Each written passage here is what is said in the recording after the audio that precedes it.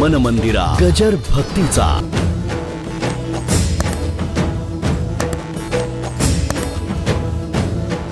सर्व ही वस्तू आहे ऐसा प्रत्यय येणं. सर्व ठिकाणी वस्तू आहे ते वस्तू काय झाली पाहिजे सर्वासारखी. सर्व ठिकाणी वस्तू आहे म्हणणं बरं, पण वस्तू काय सर्वासारखी झाली. सर्वात वस्तू आहे. गुरुवाक्याची कसवटी आहे. तसं या ठिकाणी महाराज म्हणाले भलतैसे फाके. भलतैसे म्हणजे भलतैसे. त्याच्यामध्ये चांगलं आलं वाईट आलं. तुम्ही ज्याला चांगलं वाईट म्हणता ते, तुम्ही ज्याला खरं म्हणता, तुम्ही ज्याला खोटं म्हणता ते. मूळ स्वरूपाच्या ठिकाणी काही खरंही नाही आणि खोटंही नाही, त्याचा विलास आहे. एकदा तत्वज्ञान समजलं म्हणजे मग ही अशी भूमिकामध्ये द्विधा होणार नाही. माझं बोलणं कळलं का? हो. चांगलंही तेच, वाईटही तेच, खरंही तेच, खोटंही तेच. एक प्रभू प्रेमाचा विलास शब्द फार महत्त्वाचा वापरला या ठिकाणी. म्हणून विलास शब्दाचा अर्थ भोग नव्हे.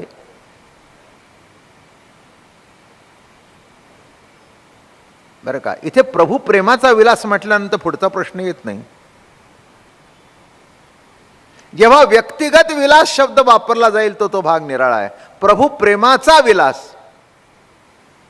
जगत म्हणजे कुणाचा विलास आहे? प्रभू प्रेमाचा विलास. त्या बाईच्या बरोबर पुरुष चालतोय एवढ्या म्हणण्यामध्ये द्विधा आहे. तिचा नवराच आहे, प्रश्न मिटला. तिचा भाऊच आहे, प्रश्नच नाही. म्हणजे द्विधा मनस्थिती नाही. काय? नवराच आहे, एकरूपता आहे. भाऊ आहे, एकरूपता आहे. तसं या ठिकाणी महाराज म्हणाले भलतैसे फाके. भल त्या रूपाने भल तसं जरी फाकलं तरी तोच नटलेला आहे. त्याच्यामध्ये खरं काय खोटं काय काय. कालच रात्री ते महाभारत सहज बघितलं. ती गंमत आहे, माहितीच आहे. आता आयुष्य गेले त्याच्यात माहिती आहे. महत्त्वाचा मुद्दा तिथे आहे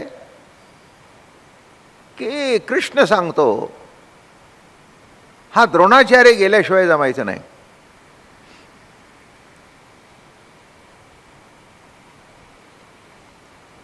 आणि द्रोणाचार्य जिथपर्यंत हातात शस्त्र धरून उभा आहे तिथपर्यंत आपल्याला अवघड जाईल.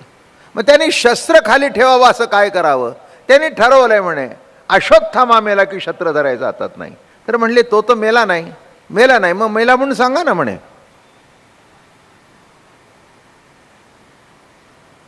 बोलणं कळलं का? हे कोण सांगतोय? मी नाही बरं का. हां, तत्वचिंतक नाही, सगळं तत्वाचा ज्ञानाचा गाभा कृष्ण परमात्मा तो सांगतोय. याचा अर्थ कळला का? खोटंही सांगितलं बोलायला तरी मीच आहे आणि खरंही सांगितलं तरी मीच आहे. एक दृष्टांत बघा म्हणजे तुम्हाला कळून येईल त्याच्यात. नरोवा कुंजरावा. काय गंमत आहे. काय शस्त्र खाली टेकल्याबरोबर मान उडवली. सगळे तिथून म्हणाले कृष्णा अश्वत्थामा धाव. अरे खोटं करतोस, खोटं करतोस. ते म्हणले तुझ्या खोट्याची व्याप्ती सांगू का? तेव्हा चर्चा करायची काही गरज नाही. द्रोणाला म्हणाले खोट्याची बाजू घेतली, अधर्माची बाजू घेतली तुम्ही. आता पुढचा प्रश्न येतो अधर्म तरी कोण आणि धर्म तरी कोण? विश्वरूप दर्शन दाखवताना सांगितलं हे बघ अर्जुना, बघ सगळे गेले माझ्या तोंडात, खलास झाले. जे गेले ते गेले. विश्वरूप दर्शन म्हणजे काय? अनेक रूप दाखवली. चांगली दाखवली, वाईट दाखवली, सोनेरी रंगाची दाखवली, हिरव्या रंगाची दाखवली, जांभळ्या रंगाची दाखवली, सुंदर दाखवली, विभत्स दाखवली, क्रूर दाखवली, भयानक दाखवली. अशी सगळी दाखवली. बघता बघता सगळं जाऊ लागले त्याच्या तोंडात. अरे म्हणले अर्जुना देवा काय हे सगळे निघाले? नाही म्हणले तूही त्या नंबरातच आहेस.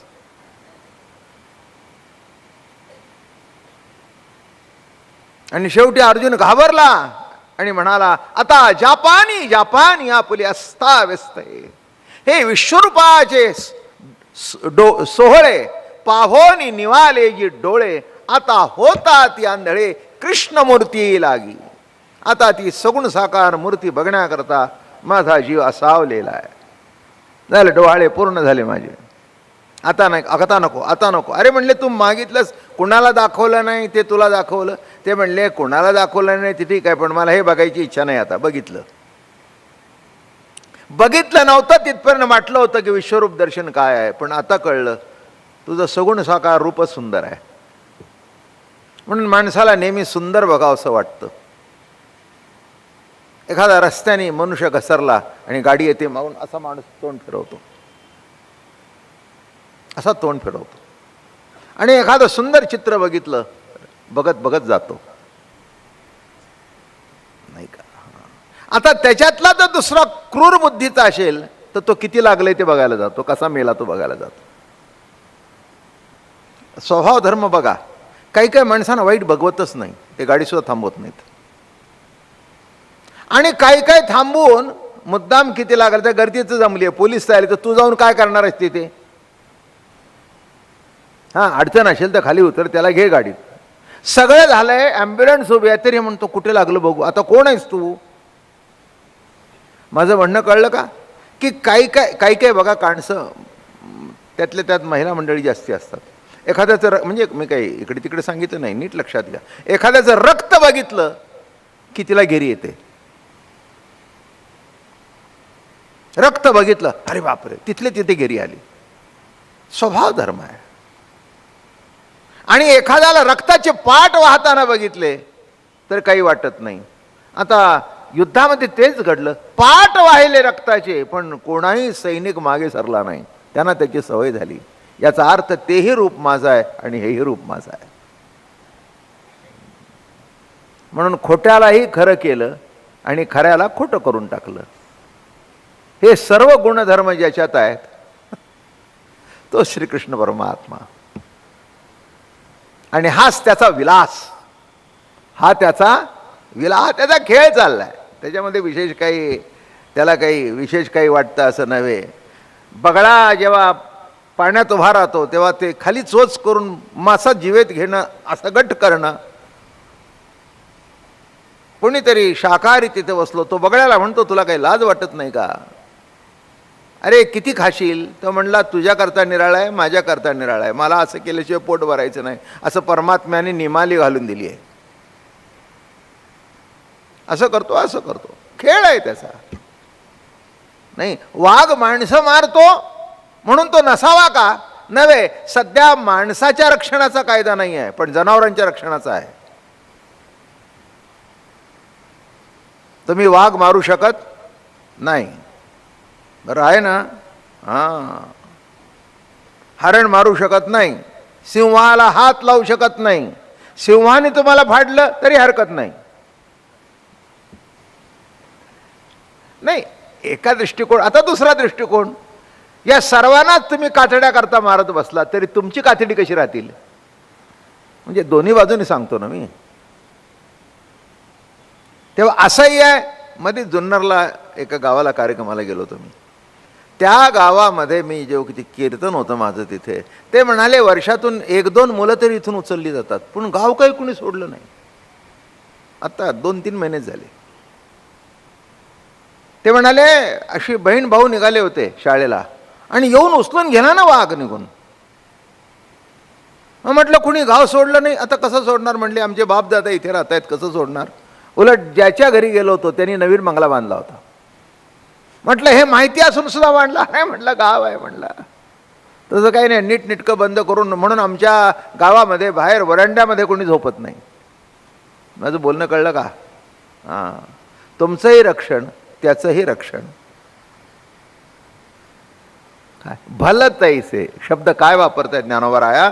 भलतैसे भाके परी एकपणा न मुके.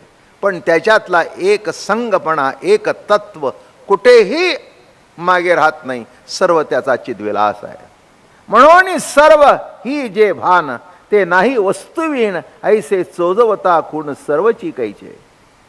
म्हणून हे आता बघा, आता निराळ्या तऱ्हेने सांगतात हे सर्वच आहे असं जर तुम्हाला पटलं तर त्यात विशेष काय झालं, आहेच आहे. पटायचंय काय बघा कसं लिहितं. म्हणून सर्वही जे भान ते नाही वस्तुविण, जे दिसतंय ते वस्तूशिवाय ऐसे चोदवता गुण सर्वची कैचे. अरे तुम्हाला जरी खूण मिळाली तरी काय, अरे आहे ते आहेच आहे ना.